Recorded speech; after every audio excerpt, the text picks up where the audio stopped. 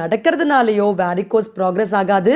உங்கள் ரத்தத்துடைய thickness density அதிகமாகும் போது, அதில் கழிவுகள் அதிகமாக இருக்கும்போது நரம்புகளுக்குள்ள உள்ளே போய் வெளியே வர முடியாத அளவுக்கு அது பிளாக்கேஜ் ஏற்படுது.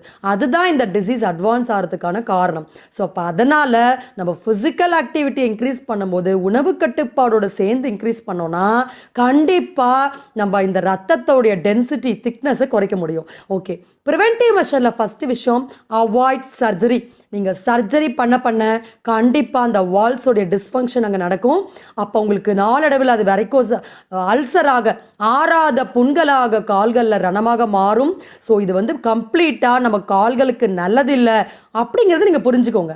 ரெண்டாவது விஷயம், இது it's not a complete solution. அது நீங்கள் முதல் தெரிஞ்சுக்கணும். சர்ஜரி பண்ணோடனே வெரிகோஸ் மறைஞ்சிரும்ன்ற ஒரு எண்ணம் உங்களுடைய மனதை விட்டு மறையணும். ஓகே, செகண்ட் மெத்தட் பார்த்தீங்கன்னா ஸ்டாப் பிளட் திக்கனிங் ஃபுட்ஸ். எதெல்லாம் ரத்தத்தை கெட்டு போக